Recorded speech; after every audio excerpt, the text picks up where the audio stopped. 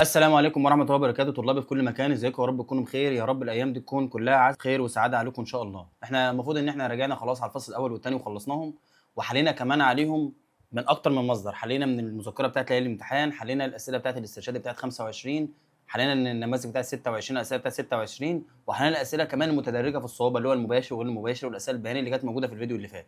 الفيديو ده إن شاء الله هنعمل تكملة اللي احنا عملناه بس فين التالت والرابع ان شاء الله. توكلنا على الله وصلي بينا على النبي. هناخد برضو الاسئله المتدرجه على التالت والرابع اللي ممكن تجي لك في الامتحان. السؤال الاول بيقول يا جماعه الشكل يوضح سلك اي بي مقاومته نص اوم. يبقى دي بالنسبه لي الار بتاعت السلك نفسه. يتحرك عموديا على مجال مغناطيسي كثافه فيضه 2 من 10 تسلا، فلكي تكون شده التيار. في الطبيعي ان التيار قيمته بتساوي يا اولاد، اي تيار في العادي هيساوي الاي ام اف بتاعتنا على الار. التيار بتاعنا احنا عايزينه يبقى بكام؟ 1 من 10. الاي ام اف في اي مكان بتساوي بي ال في ساين الثيتا على الار. يبقى 1 من 10 بيساوي كثافه الفيض عندنا ب 2 من 10 في طول هذا السلك. المفروض ان الطول هو الطول اللي معرض للمجال اللي هو الحته دي. ده بالنسبه لي كام؟ 40 سم. يبقى 40 في 10 اس سالب 2. السرعه احنا عايزينها. الزاويه بتاعتنا بيتحرك عمودي عليه، فيبقى الزاويه ب 90 درجه. الار بقى المفروض ان احنا اتفقنا ان المقاومه بتاعت هذا السلك بنص اوم، نص اوم وواحد ونص كلهم متوصلين على التوالي، يبقى هنكتب كام؟ 2. يبقى السرعه بتاعتنا هنا هتطلع كام يا اولاد؟ هتطلع غالبا الاجابه رقم د الى الاجابه رقم الف. عفوا الاجابه رقم د. السؤال اللي بعده بيقول لي هنا ايه بقى؟ بيقول لي الشكل البياني يمثل تغير الفيض فاي ام الذي يقطع ملف والزمن تي، فاذا علمت ان عدد لفات الملف 200 لفه وبدأ الدوران من الوضع الموازي. واضح جدا ان هو بادئ من الوضع الموازي ان الفاي ام بصفر. فبص بقى، لما الفاي ام بتساوي صفر المفروض ان الاي ام اف بتاعتنا على طول بتساوي ايه؟ قيمه عظمى. دلوقتي هو مديني ان البي في الاي اللي هي الفاي ام ماكسيمم عباره عن 30. حلو كده؟ بيقول لك فيكون متوسط القوه الدافعه المستحثه في الملف خلال زمن 2 من 10 ثانيه. يعني هو عايز المتوسطه، عايز القوه الدافعه الكهربائيه المتوسطه خلال نص دوره من الوضع الموازي. طيب تعالى نتخيل مع بعضنا كده يا اولاد ان احنا هنبدا من هنا كده. ده ملف، لو ده طبعا الفاي ام بصفر فالاي ام اف تبقى فوق كده يعني. فلو انا رسمت الفاي ام كده فدي غالبا تبقى مين؟ الاي ام اف. المتوسطه خلال ربع دوره وخلال نص دوره بيساوي 4 اي بي ان اف لو انت من الوضع العمودي. طب لو انت من الوضع الموازي انت غالبا هتساوي صفر. يعني لو انا طلبت منك الاي ام اف خلال نص دوره من الوضع الموازي الاجابه على طول هتطلع بكام؟ بصفر. السؤال اللي بعده بيقول لي هنا ايه؟ دينامو تيار متردد مساحه ملفه 2 من 100 متر مربع. يبقى ده الايه؟ يتكون من، يبقى ده ان بمعدل 6000 دوره في الدقيقه. يبقى نجيب التردد بيساوي 6000 على 60 دي فيها الصفر، اتبقى لي هنا كام؟ 100 هرتز.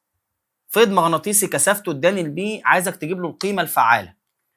القيمه الفعاله اللي هي الاي ام اف افكتيف بتساوي اي ام اف ماكس ساين 45. الان ب 200، الاي ب 2 من 100. كثافه الفيض بتاعت حضرتك هي كمان ب 2 من 100 في 2 باي اف ب 100 ساين 45 درجه. تطلع الاجابه دي الاجابه رقم الف. سؤال رقم 12 محول مثالي رافع للجهد. مثالي يبقى القدره بتاعت الملف الابتدائي بتساوي القدره بتاعت الملف الثانوي. النسبه بين عدد لفات ملفيه 3 على 2. بما انه رافع للجهد يبقى ده كانه ان اس على ان بي. طالما يا جماعه رافع يبقى عدد اللفات بتاعت الملف الثانوي بتكون اكبر من عدد اللفات الملف الابتدائي. وصل ملفه الثانوي بجهاز يعمل على جهد مقداره 300 فولت. يبقى انا معايا الجهد بتاعي بكام؟ ب 300 فولت. الجهد بتاعي اللي هو مع الملف ان هو الثانوي يبقى ده اسمه في اس. فانا الاختيار المعبر عن في بي وباور ثانوي وباور ابتدائي. بما ان المحول مثالي يبقى في اس على في بي بتساوي ان اس على ان بي. الفي اس بتاعتي احنا ادالي ب 300، الفي بي احنا عايزينها، الان اس على ان بي ب 3 على 2. يبقى 2 في 300 ب 600 على 3 فيها 200. يبقى الاجابه عندنا 200. ولسه قايلين ان قدره الملف الثانوي بتساوي الابتدائي، فالاجابه تبقى رقم كام؟ ج هي الاجابه الصحيحه. السؤال اللي بعده في جهاز الاميتر الحراري كميه الحراره المتولده في سلك البريتونيوم واليورانيوم نتيجه مرور التيار تتناسب طرديا. طيب احنا المفروض ان احنا عارفين ان الباور اللي هو القدره الكهربائيه الحراريه تتناسب تناسب طردي مع الثيتا تتناسب تناسب طردي مع مربع شده التيار اللي هو الفعال يعني. طب وممكن نقول ان هو كمان في افكتيف. ليه بقى؟ لان الباور بتساوي يا اما اي تربيع في ار يا اما في تربيع على مين؟ على ار، فالعلاقه بين الباور والاي طردي والباور والفي برضو ايه؟ طردي، فالاجابه تبقى رقم د هي الاجابه الصحيحه. السؤال اللي بعده، دايره تيار متردد تتكون من مصدر تيار متردد القيمه العظمى لجهده 250 فولت وملف حس مهمل المقاومه الاوميه واميتر حراري مقاومته الاوميه 12. يعني انا دلوقتي معايا ملف حس وليه مقاومه من جوه بتساوي 12 اوم متصل على التوالي، فين قراءه الاميتر 10 امبير. طيب اي اي بتساوي في على زد، التيار ب 10، فرق الجهد بتاعنا ادالنا بكام؟ ب 250 على زد، يبقى الزد بتساوي 250 على 10 يطلع 25 اوم. المفروض ان الزد بتساوي الجذر التربيع الاكس ال تربيع زائد ار تربيع. الزد 25 الجذر التربيعي اكس ال تربيع عايزينها زائد ار تربيع اللي هي بكام؟ 12 تربيع. فالمفروض ان احنا نطلع منها الاكس ال. الاكس ال دي غالبا هتطلع الاجابه رقم ج اللي هي تقريبا 13، يعني 12 و98% اللي هي تقريبا كام؟ 13. السؤال اللي بعده بيقول لي يوضح الشكل المهتز او دايره مهتزه. الاجابه هنا كانت رقم كام قلنا يا اولاد؟ ج. ج. السؤال رقم 15 يوضح الشكل دايره مهتزه تحتوي على مكثف ساعته الكهربيه كذا، فان قيمه معامل الحس الذات. طالما دايره مهتزه يبقى القانون بتاعي على طول اف بتساوي 1 على 2 باي جذر ال سي. هو عايز مني ايه في السؤال؟ عايز ال. هات ال مكان الاف كده وربع الطرفين، يبقى ال بتساوي 1 على 4 باي تربيع اف تربيع سي. يبقى ال اللي انت عايزها هتساوي، شد شرطة كسر كده، 1 على 4 باي تربيع. هذا التردد بكام يا اولاد؟ ب 100 تربيع. السي بتاعتي كانت بكام؟ ب 200 في 10 والسالب 6. بالآلة الحاسبة ال دي تطلع كام يا اولاد؟ تطلع الإجابة رقم باء اللي هي قدامي دي. السؤال اللي بعده، دايرة إرسال لاسلكي تحتوي على دايرة مهتزة مكونة من ملف حس الذاتي يبقى ده ال ومكثف سي. راجل أي دايرة إرسال أي دايرة إرسال أي دايرة استقبال هي دائرة رنين، يبقى اف بتساوي 1 على 2 باي جذر ال سي. ده بالنسبة لي سؤال تعويض مباشر، بعوض واطلع الإجابة على طول. 1 على 2 باي جذر ال بتاعتنا بواحد، السي 3.5 في 10 أس سالب 6. يطلع التردد بتاعي الإجابة رقم باء 85 و11 من 100. السؤال اللي بعده، سلك معدني طوله كذا مقاومته الكهربية كذا. ده زي السؤال اللي هناك، بس السؤال الأولاني خالص اللي حليناه النهارده ده سؤال مباشر. ده سؤال هتلاقي فيه لعب شوية. يتحرك يسارا بسرعة مقدارها 3 متر على الثانية عموديا على اتجاه مجال مغناطيسي كثافة فيض، يبقى ده بي وده في، ومتصل مقاومات 3 و6 زي ما انت شايف. فإن فرق جهد الناتج بين طرفي المقاومة 3 أوم عند لحظة تحرك هذا السلك يساوي كام؟ يعني هو عايز فرق جهد هنا. مبدئيا فرق الجهد هنا بيساوي هنا بيساوي هنا، فلو انا قدرت اجيب قراءة الفولتمتر هنا كأني جبت قراءة الفولتمتر هنا كأني جبت قراءة الفولتمتر هنا. طيب واحدة واحدة كده يا بابا نجيب الاي ام اف الأول. الاي ام اف في العادي بتساوي بي ال في ساين الثيتا. حلو. البي بتاعتنا كانت بكام يا ولاد؟ قال لي بنص. طول هذا السلك قال لي 2 من 10 متر. هناخد ال 2 من 10 اللي موجودين جوه المجال. ماشي. ومقاومته الكهربائيه مالناش دعوه بيها، السرعه بتاعتنا بكام؟ ب3. يبقى انا المفروض لما اجي اشتغل اقول له كام؟ اقول له نص في 2 من 10 في 3 يساوي، يطلع الكلام ده كله ب3 من 10 فولت. كده طلعت الاي ام اف. هل بقى فرق الجهد هنا بيساوي 3 من 10؟ لا. ليه بقى؟ لان المفروض لو انت حبيت تجيب الفرق الجهد هنا هتعتبر ان انت شعلقت فولتميتر على بطاريه، لان انا في الحاجات اللي زي ده يا جماعه بتعامل مع هذا السلك على انه بطاريه، وطالما بطاريه ممكن اقول له الفي بتساوي في بي ناقص اي في ار. الفي هتساوي الفي بي 3. التيار اللي في الدايره هنا هنجيبه ازاي؟ ممكن نقول له ان احنا هنجيب الاي بتساوي الاي ام اف على توتال الارات. الاي ام اف احنا طلعناه ب 3 من 10، او نقول له بقى ايه؟ اي في ار هنا بتساوي اي في ار هنا بتساوي اي في ار هنا. طيب المقاومات كلها كام؟ 6 و3 دول متوازنين على التوازي يطلعوا 2. 2 و1 يبقوا 3. يبقى التيار بتاعي كان بكام؟ 1 من 10 امبير. يبقى نقول له هنا 1 من 10، دي كانت 3 من 10 طبعا، ناقص 1 من 10 في المقاومه الداخليه بتاعت هذا السلك اللي هي كانت بكام؟ ب1 اوم. 1 من 10 في 1 ب1 من 10، يطلع الكلام ده 2 من 10 فولت، هي الاجابه الصحيحه. يبقى الاجابه بالنسبه لنا رقم الف هي الاجابه الصحيحه. السؤال اللي بعده، مغناطيس كهربي مقاومه سلك ملفه كذا، يبقى معايا ار، معامل الحث الذاتي له ال، متصل مع مفتاح وبطاريه في دائره كهربائيه مغلقه. يعني انا معايا مغناطيس كهربي يعني سلك يعني مقاومته كذا. طيب وعند فتح الدائره تتلاشى التيار في زمن قدره كذا، يعني الدلتا اي تلاشى او التيار تلاشى في زمن قدره كام؟ كذا، يبقى ده دلتا تي. فتولدت قوه دفع كهربائيه تاثيريه بين الملف مقدارها 150 فولت. حلو، يبقى انا معايا الاي ام اف بتساوي كام؟ 150. اول سؤال طالب منك انك تجيب له شده التيار قبل فتح الدايره.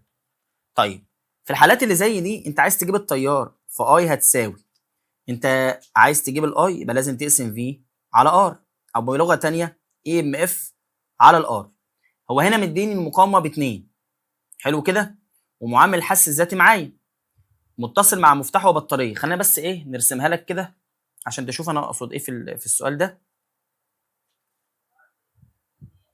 بص يا سيدي، مقاومه سلك ملفه كذا، يبقى انا معايا مغناطيس كهربي سلك مقاومه سلكه كذا ومعامل الحث الذاتي له كذا. يعني انا معايا ملف ال بتاعته بتساوي 2 هنري، والمقاومه بتاعت هذا السلك بتساوي 2 اوم، مع مفتاح اهو وبطاريه في دايره مغلقه، وعند فتح الدايره تتلاشى التيار. حلو قوي، في زمن قدره كذا. طيب هو عايزك تجيب له شده التيار المار في الدايره في الملف قبل فتح الدايره. طيب المفروض ان التيار هو كان هنا في الاول متصل مع مفتاح وبطاريه في دايره مغلقه، يعني كان مقفول. حلو، في الحالات اللي زي دي انا معايا تيار مستمر، وطالما معايا تيار مستمر يبقى الاي بتساوي في على ار، لان الاكس ال بتاعتي في الوقت ده يا جماعه بتساوي صفر. ليه بقى؟ عشان الاكس ال قانونها 2 باي اف ال، والاف بتاع التيار المستمر بكام؟ بصفر، فمفيش اكس ال، فهي عباره عن الاي بتساوي في على ار بس. يبقى الاي بتساوي الفي بتاعتنا بكام؟ 150، الار بتاعتنا بكام؟ ب2. يطلع الكلام ده بكام؟ ب 75 امبير تقريبا. حلو كده، كده انا جبت مين؟ التيار. عايز بقى اجيب مين؟ بيقول لي هنا عايزك تجيب لي فرق الجهد بين طرفي الملف قبل فتح الدايره. عايزين نجيب فرق الجهد هنا بس. كده فرق الجهد بتاعي هو عباره عن اي في ار برضو. ليه بقى؟ لان برضو مفيش اكس ال، ففرق الجهد هنا عباره عن فرق الجهد الكلي اللي هو قيمه البطاريه اللي هو بكام؟ ب 150 فولت.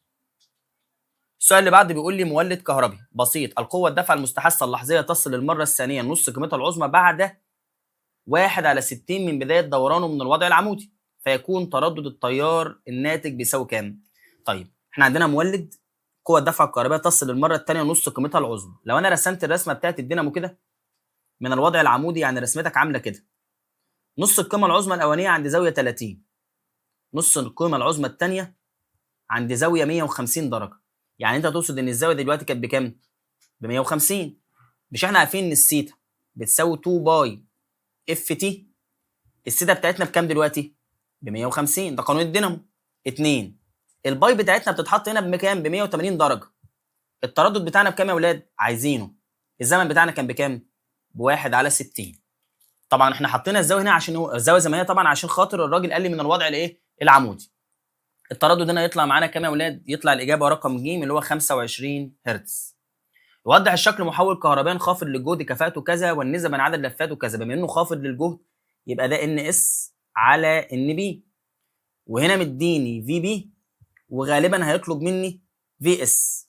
طيب الكفاءه بتساوي في اس في اي اس على في بي في اي بي، او بتساوي في اس ان بي على في بي في ان اس.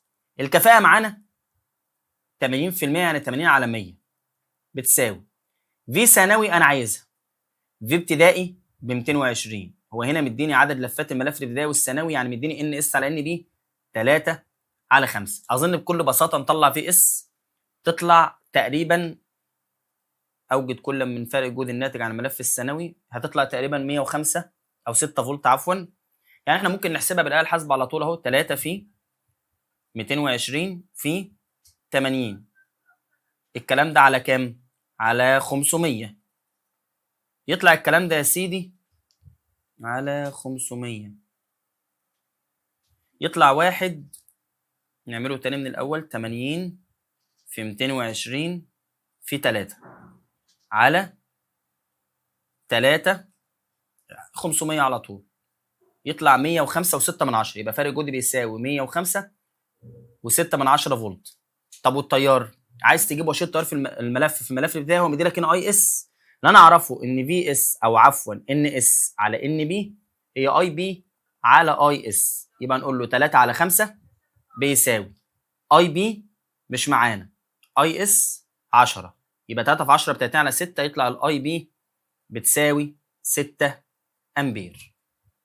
السؤال اللي بعده بيقول لي يوضح الشكل محولين مثاليين متصلين معا كما زي ما انت شايف كده. عايزك تجيب له القدره الكهربائيه المستنفذه في المقاومه ار. يبقى انا محتاج اضرب الفي في الاي. مبدئيا هنا فارق جهد ب 110 وفارق الجهد هنا بكام؟ ب 100، يبقى فارق الجهد هنا كان ب 10 فولت. يعني لو انا قدرت اجيب التيار في الحته دي جبت الباور، لان الباور قانونها في في اي. انا معايا دلوقتي كام؟ الفي ب 10، ناقصنا نجيب مين؟ الاي. تعالى بقى نتوكل على الله كده ونجيبها. انا معايا هنا في ومعايا ار، ممكن اقسمهم على بعض اطلع هنا حاجه اسمها اي اس بتساوي 1 امبير. بقى معايا في اس واي اس وفي بي، ممكن اجيب له اي بي، ده محول مثالي، فاقول له في اس على في بي بتساوي اي بي على اي اس. في اس كانت ب50 على الفي بي كانت ب100. اي بي احنا عايزينها، اي اس كانت ب1، يعني يطلع التيار اللي هنا كان بكام؟ بنص امبير. ما هو التيار اللي هنا يا جماعه هو نفس التيار اللي معدي في حته السلكه دي، وبناء عليه لو انا حبيت اجيب الباور تساوي 10 في نص، يطلع الكلام ده ب5 واط. هي الاجابه الصحيحه اللي هي الاجابه رقم كام؟ د. السؤال اللي بعده في احدى مراحل نقل الطاقه الكهربيه محطه التوليد التي جهدها كذا. يبقى دي جهد المحطه باستخدام محول كهربي مثالي كان فارق جهد عند احد ابراج النقل كذا.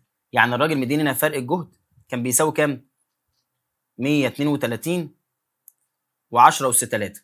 وهنا قال لي الطاقه اللي خارجه من هون الجهد كان بكام؟ ب25 في 10 اس 3. حلو قوي. بيقول لي هنا وكان مقاومه اسلاك النقل بين البرج والمحول تساوي كذا. يبقى انا معايا الار كده يا جماعه. انا معايا في اللي خارج من عند الابتدائي، ومعايا في اللي واصل لحد الثانوي.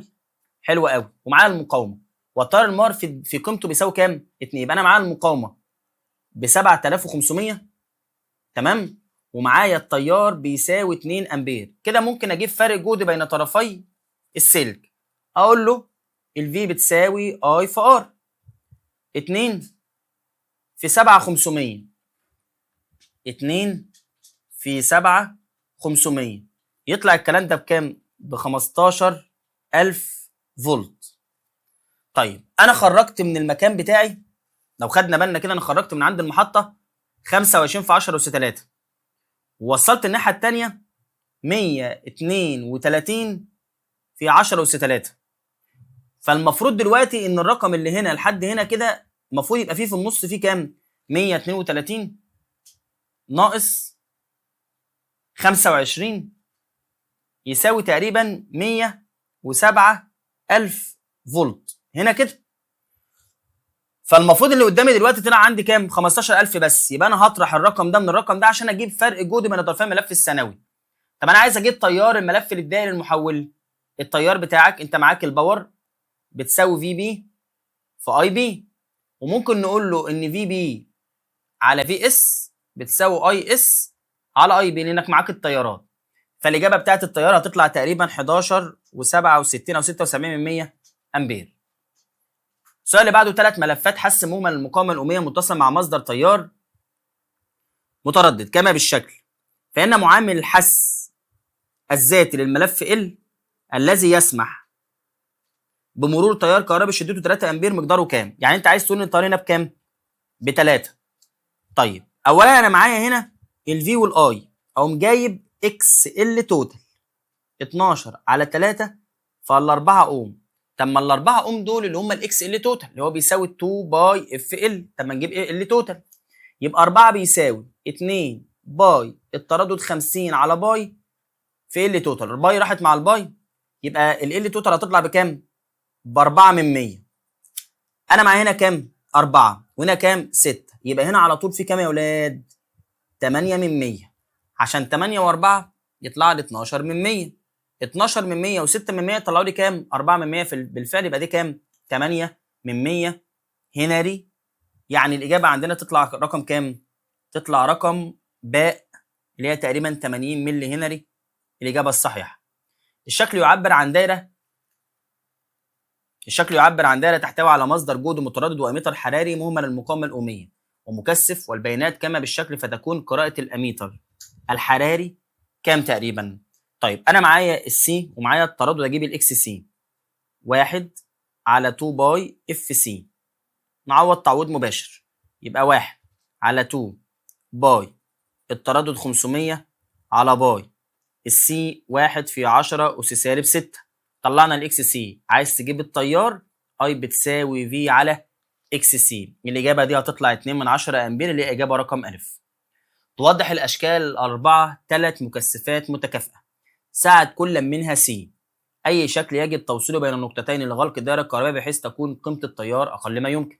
بص يا حبيبي، الاي بتساوي في على اكس سي، في على 1 على 2 باي اف سي. يعني كده التيار عكس مع الاكس سي وطرد مع مين؟ وطرد مع السي، لان السي دي هتطلع فوق. يبقى احنا هنجيب السيات كل مره اكبرهم سي اكبرهم تيار، اقلهم سي اقلهم تيار. دول كلهم سيهات، بنقلب التوازي توالي. سي وسي وسي يطلعوا 3 سي، سي وسي وسي يطلعوا سي على التلاتة، سي وسي توازي يبقوا توالي 2 سي وسي يبقى 2 على 3 من سي اللي هو 2 في 1 على 2 زائد 1. 2 و2 او سي وسي يبقوا كام؟ يبقوا نص، لان دول هيبقوا توازي. مع ده توالي يطلعوا كام؟ 3 على 2 سي. مين اقل حد في دول؟ الشكل رقم 2، فالاجابه تبقى رقم باء هي الاجابه الصحيحه، لان ده سي على 3 اللي هو تلت يعني. طيب السؤال اللي بعده يوضح الشكل دايره تيار متردد اذا كانت المفاعله الحسيه للملف تساوي كذا. يبقى انا معايا المفاعله الحسيه اللي هي الاكس ال يعني بتساوي 63 و63. ماشي، فان عند غلق المفتاح كي فان عايز يعرف مين بتقدم على مين. مبدئيا انا هجيب له في الحاله الاولانيه اللي قدامي دي، انا معايا التردد هجيب اكس سي 1 على 2 باي اف سي. نجيبها كده 1 على 2 باي التردد بتاعنا كان ب50، السي 50 في 10 أس سالب 6. يطلع الكلام ده تقريبا 63 و66 تقريبا يعني تقريبا كانت قدها تقريبا. ماشي، بيقول لي هنا بقى ايه؟ لو انا قفلت المفتاح، يعني هنا كانت الاكس ال تقريبا يا اولاد عشان بس يعني بالتقريب كده، تقريبا كانت الاكس ال بتساوي الاكس سي، يعني الدايره كانت في حاله رنين. وطالما بقت في حاله رنين يعني المفروض ان فرق الجهد وشده التيار لهما نفس الطور. طيب انا لما اقفل المفتاح انا بغير في قيمه المقاومه، مش بغير في قيمه الحاجات اللي بتبوظ دايره الرنين. فما زالت الاكس ال بتساوي الاكس سي، اذا فرق الجهد الكلي والتيار هيكون لهما نفس الطور برضو، لان انت ما غيرتش في الحاجات الثانيه. لازم تبقى عارف ان دايره الرنين قانونها كده 1 على 2 باي جذر ال سي، ودي من الحاجات المهمه قوي اللي هتجيلك في الامتحان بتاع السنه دي وهي دايره الرنين. السؤال اللي بعده في الدايره المهتزه. السؤال ده قلنا اجابته ايه يا اولاد؟ قلنا اجابته رقم د.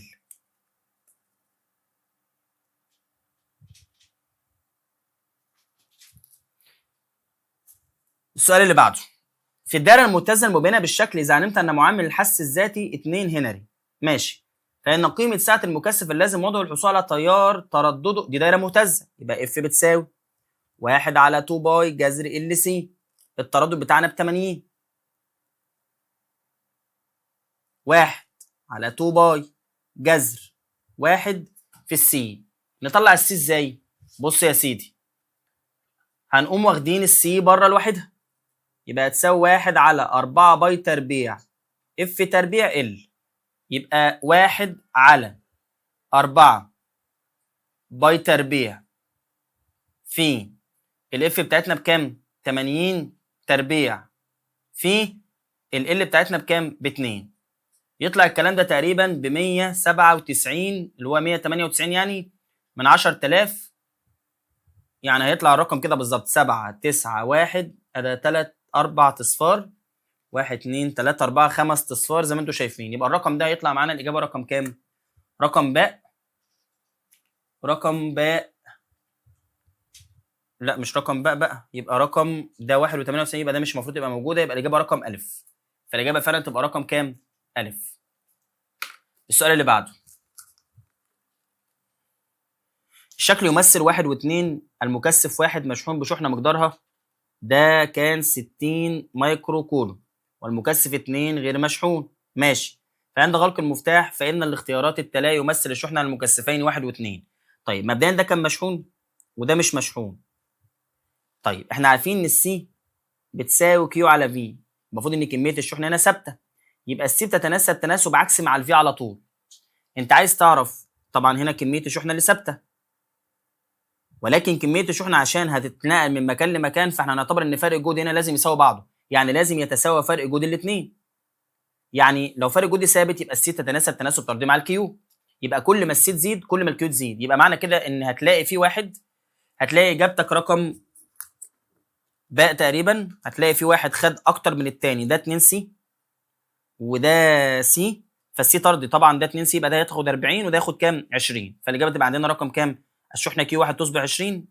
ليه بقى يا جماعه؟ زي ما قلت لكم السي بتساوي كيو على في، والفي هتتشطب، ولما الفي هتتشطب يبقى السي وكيو يبقوا تناسب ايه؟ طردي، فكل ما الكيو تزيد او كل ما السي تزيد كل ما الكيو كمان مالها تزيد.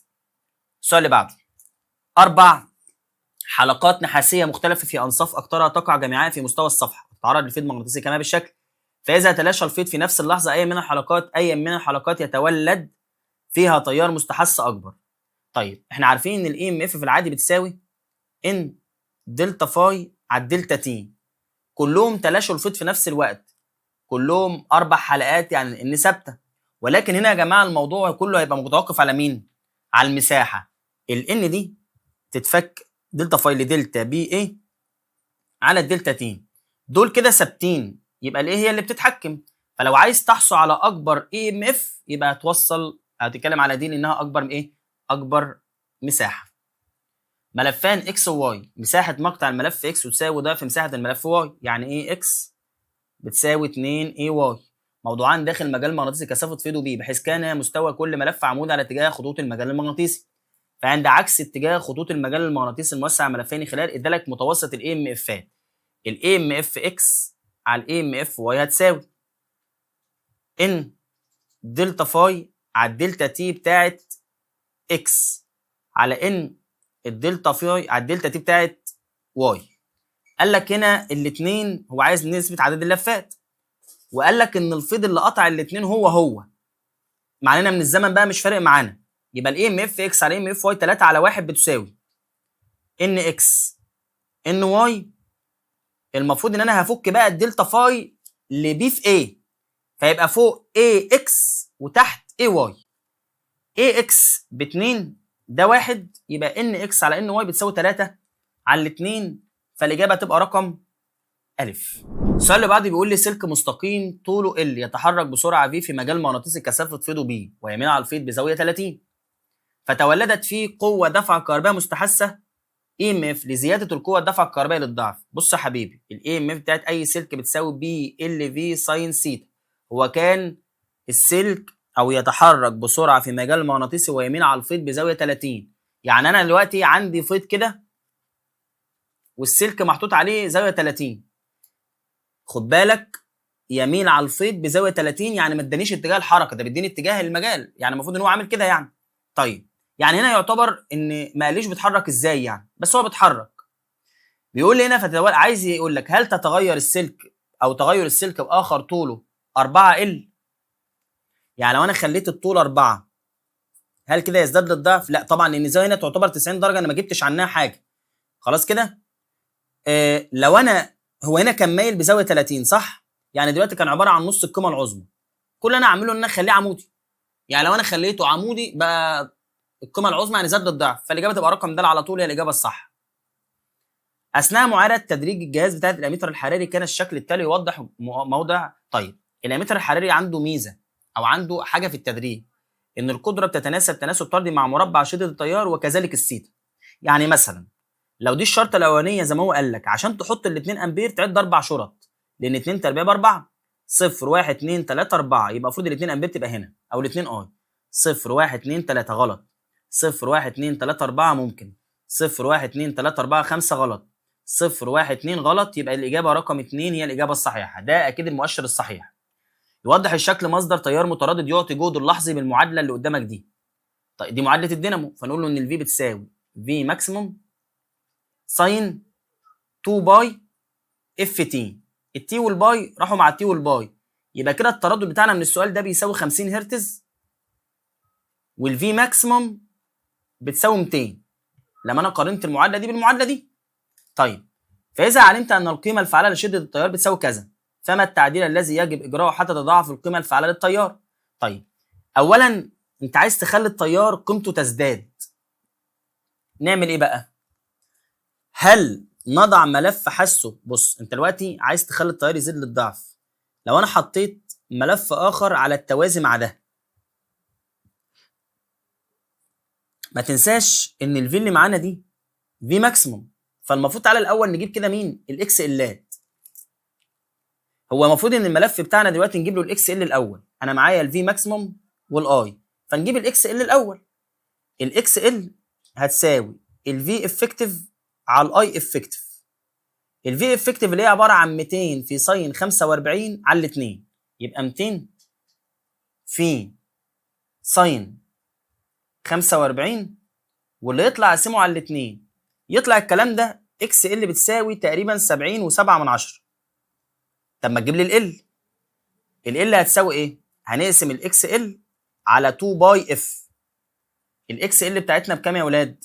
الاكس ال بتاعتنا لسه مطلعينها 70.7 على 2 في باي في 50 هو التردد، يطلع الكلام ده 0.225 يعني تقريبا 23 من 1000.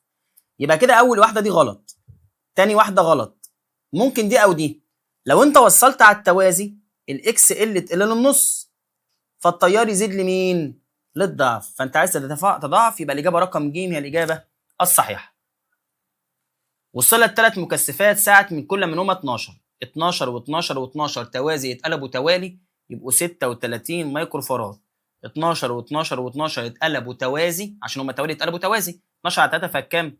فال4 مايكرو فاراد. بيقول لي فتكون النسبه بين الشحنه المتراكمه على كل مكثف في الدايره ايه؟ والشحنه المتراكمه. الاثنين اتوصلوا بنفس الجهد. السي في العادي بتساوي كيو على في، الجهد ثابت، يبقى سي 1 على سي 2 هتساوي كيو 1 على كيو 2. انت عايز ايه على بي؟ يبقى 36 على الاربعه. الكلام ده يطلع كام؟ 9 على 1، يعني الاجابه غالبا تبقى رقم كام؟ الف هي الاجابه الصحيحه. السؤال اللي بعده، في الدائره الكهربائيه المبينه بالشكل النسبه بين السعه الكليه للمكثفات قبل وبعد غلق المفتاح. ده سؤال برضو متاح جدا في الامتحان. تعال نجيب قبل وبعد كده نجيب بعد. المفروض ان انت والمفتاح ده مفتوح، انت معاك النص والثلاثه دول متوصلين على التوازي، بس هنقلبهم توالي يبقوا السي بتساوي 3.5 مايكرو فاراد. ده قبل. طب بعد، لو انا قفلت بقى هما كانوا توازي بقوا توالي، نص واثنين وثلاثه بقوا 5.5 مايكرو فاراد. هو عايز سي قبل على سي بعد، يبقى 3.5 على 5.5 لو ضربنا في 2 على 7 11، يطلع الإجابة عندنا رقم كام؟ ألف هي الإجابة الصحيحة. في الدائرة الكهربية الموضحة عند غلق المفتاح كيف أن زاوية الطور بين الجهد الكلي V والتيار I اللي يحصل لها؟ مبدئيا التان سيتا دلوقتي بتساوي الإكس إل على الآر بس وهنا في ار كمان يبقى 2 ار. حلو كده، ده والمفتاح ماله مفتوح. طب ما تغلق كده المفتاح، بقت تان سيتا بتساوي اكس ال على الار دي هتتلغى عشان هيبقى سلك فاضي، بقت كام؟ ار بس. المقاومه قلت للنص، فالتان سيتا تزيد لمين؟ للضعف. يعني الاجابه عندنا فرق جهد ماله زود الطور مالها تزداد، فالاجابه تبقى رقم الف برضه. السؤال اللي بعده، في الشكل الموضح ملف حس مهمل المقاومه الأمية عند قص ربع الملف وتوصيل الباقي في الدائره دون تغيير باقي العوامل. يعني انت عايز تقسم الملف ده لاربع حتت عند قص ربع الملف، يعني اتبقى لي كام؟ 3. يعني الاكس ال دي بقت كام؟ 3 على 4 من ار. ماشي، اي الاختيارات التاليه يكون صحيح. بصوا بقى، هي التان سيتا هتساوي، هو عايز زاويه الطور اكس ال على ار، هي في الحاله الاولانيه كانت بتساوي 45 درجه ار على ار، فالواحد فكانت في الاول بكام؟ ب 45. دلوقتي بقت 3 على 4 ار على ار، دي راحت مع دي، يبقى الاكس ال يبقى 3 على 4. نخش على الحاسبه، شيفت تان 3 على 4 يطلع 36 و8 من 10 تقريبا. يعني معنى كده ان هي قلت كام بقى؟ قلت يا سيدي 8 و13 من 100، يبقى تقل زوايا الطور بمقدار 8 و13 من 100. الاجابه دي صحيحه. السؤال اللي بعده، يمثل الشكل البياني تغير القوه الدفع الكهربائيه المستحثه اي ام اف في دينامو بتغير الزاويه المحصوره العمودي بين مستوى الملف واتجاه الفيض زي ما انت شايف. تمام، فان مقدار متوسط القوه الدفع الكهربائيه المستحثه في ملف الدينامو خلال ثلث دوره من بدء دوران الملف يساوي. بص بقى، الجمله دي مهمه قوي يا جماعه. القوه الدفع الكهربائيه المتوسطه، يبقى احنا هنشتغل على طول بقانون فاراداي. تعالى بقى واحده واحده نجيبها كده. انت بادئ من الوضع نقول الاول، بادئ من الوضع العمودي، يعني بالنسبه لي سيتا اللي انت بادئ منها دلوقتي بتاعه الفيض مش بتاعه الاي ام اف، هي بتساوي 90 درجه. طيب انت عايز تلف 30 ثلث دوره، يبقى سيتا 2 هتساوي ثلث في 360 يعني 120 و90، 90 زائد 120 يطلع كام؟ 210 درجه. جميل قوي الكلام ده. حضرتك عايز تجيب المتوسطه، يلا بينا بقى. يبقى اي ام اف هتساوي ان اي بي طبعا ساين سيتا الجديده ناقص ساين سيتا القديمه على الدلتا تي. حلو قوي. يبقى الاي ام اف احنا عايزينها ان اي بي هنسيبهم زي ما هم دلوقتي. حلو كده، ساين سيتا الجديده 210 سيتا القديمه 90 على ثلث الزمن الدوري. حلو كده، ما هو انت عايز ثلث دوره، يبقى الاي ام اف بتاعتنا هتساوي ساين 210 ناقص ساين 90 ونقفل القوس، يطلع تقريبا سالب نص تقريبا. ماشي، يعني هنكتب له سالب، ما هو السالب هيبقى بره 2 او 1 52 من 100 بالظبط على ثلث، على يعني انصر اللي هو نص او 52 من 100 على ثلث، يعني كانها في 3 يساوي كام؟ 1 و56 من 100. يعني كده الاي ام اف بتساوي 1 و56 ان اي بي ومقلوب الزمن الدوري اللي هو مين؟ التردد. ده يا جماعه كده اللي احنا عايزين نجيبه. حلو كده. طب انا بقى ممكن اعمل حاجه حلوه قوي، اقوم رايح اسال سؤال مهم. هو انت دلوقتي لما كنت عند زاويه 45 اديتني كام؟ 10. ال10 بتوعي دول المفروض ان هم قيمه فعاله، فلو انا قسمت بقى القيمه الفعاله على القيمه المتوسطه بقانونها ان اي بي 2 باي اف ساين 45 اللي هي الفعاله على المتوسطه العنيزه اللي هي 1 و56 ان اي بي اف. اللي نطيره بقى مع بعض، ده سؤال من المستويات العاليه قوي قوي قوي. بي اي ان اي ان اي بي اف. كده اتبقى لي كام بقى؟ الفعاله كانت ب 10، يبقى هنقول له 10 في 1 و5 6 على اللي فوق دلوقتي هم مين؟ 2 باي في ساين 45. الإجابة دي تطلع معانا 10 وشويه اللي هي الاجابه رقم كام؟ د هي الاجابه الصحيحه. يمثل الشكل البياني تغير الفيض المغناطيسي فاي ام مع الزمن تي خلال ملف دينامو عدد لفاته كذا. يبقى انا كده معايا برضو هنا البي في الايه بتساوي 3.5 لان دي اسمها فاي ام العظمى. حلو. ومعانا هنا ربع الزمن الدوري ب5، يعني الزمن الدوري كله بكام؟ ب20. ما دي يا جماعه ربع دوره، يبقى التردد بيساوي 1 على 20. طبعا الكلام ده مضروب في 10 أس 3 وهنا مضروب في 10 أس 3 عشان كلمه ملي. يطلع الكلام ده تقريبا 50 هرتز. طلباتك عايزك تجيب له المتوسطه خلال ربع دوره. حلو.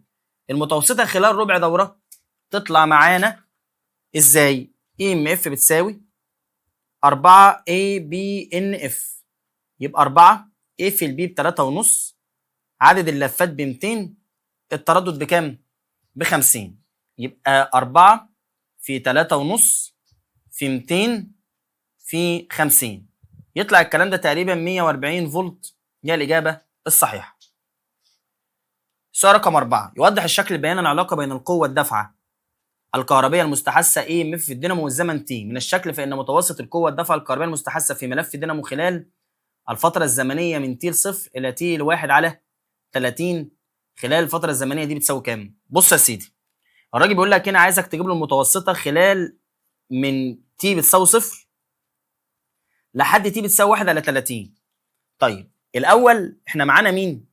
يعني أنت عايز خلال زمن 1 على 30. حلو قوي. أنا دلوقتي معايا الزمن ده، أنا ممكن أعرف ده قد إيه من الدورة حالا. الزمن بتاع الدورة الكاملة بكام؟ ب4 من 100. يعني الزمن الدوري اللي هو الزمن اللي بيدينا 360 درجة كان بيساوي كام؟ 4 من 100. طب أنا عايز أعرف الزاوية كام تطلع 1 على 30. يبقى 1 على 30 في 360 على 4 من 100 تطلع تقريبا الزاوية بتساوي 300 درجة. يبقى احنا دلوقتي واقفين عند 300 درجة بالظبط. ماشي، يبقى احنا معانا الزاوية الجديدة اللي احنا واقفين عندها كام؟ 300. يبقى السؤال ده فكرته بالظبط زي فكرة السؤال اللي قبله، ان الاي ام اف المتوسطة بتتحسب من العلاقة بتاعت مين؟ فاراداي. خلاص كده؟ دي غالبا الإجابة بتاعتنا هتطلع رقم كام يا ولاد؟ هتطلع رقم د. السؤال اللي بعده والأخير بيقول لي يمثل كل شكل بياني عدد من الذبذبات لجهد متردد صادر عن دينامو مختلف اكس وواي وذلك في نفس الفترة الزمنية. إذا علمت أن ملف الدينامو اكس وملف الدينامو واي لهما نفس مساحة المقطع، يعني ايه بتاعت اكس بتساوي بتاعت ايه واي، ويدور كل منهما في مجال مغناطيسي ناقص الشده، يعني بي بتاعت اكس بتساوي بي بتاعت واي. فانا نسبه من عدد لفات ده الى عدد لفات ده. طيب مبدئيا انا معايا الفي ماكسيموم هنا ب 2 في، تمام كده؟ والفي ماكسيموم ده كان اكس وده كان واي. التاني ده كان الفي ماكسيموم بتاعته بفي. حلو بقى، عد لنا بس الدورات كده او التردد. ادي دوره الثانيه، يبقى التردد هنا ممكن نكتب عليه 2 اللي هو عدد الدورات بتاعتك. أدا 1 2 3 4، يعني التردد هنا بكام؟ ب4. يبقى لو أنا سألتك الإي إم إف ماكس رقم 1 على الإي إم إف ماكس رقم 2 هتساوي، نكتب قانون كل واحد. إن إيه بي أوميجا بتاعت الأولاني إن إيه بي أوميجا بتاعت التاني. خلينا نعوض. الأولاني يا أولاد هنعتبره إن هو إكس، يبقى 2 في على في. قال لك احنا عايزين عدد لفات اكس 2 ان اكس على ان واي. مساحه الاولاني بتساوي مساحه الثاني، بي الاولانيه بتساوي بي الثانيه 2 باي 2 باي. تردد الاولاني كان ب2، تردد الثاني كان بكام؟ ب4. ده راح مع ده، ده راح مع ده. اذا ان اكس على ان واي بتساوي 4 على 1، ومنها ان واي او ان اكس بتساوي 4 من ان واي. اذا ان واي بتساوي ربع ان اكس. يبقى الاجابه عندنا رقم كام؟ رقم ألف هي الإجابة الصحيحة. كده يا أولاد يبقى خلصنا حل على الجزء بتاع الفصل الثالث والرابع. إن شاء الله نشوفكم المرة الجاية بإذن الله وإحنا بنحل على مين؟ على الحديث. والسلام عليكم ورحمة الله وبركاته.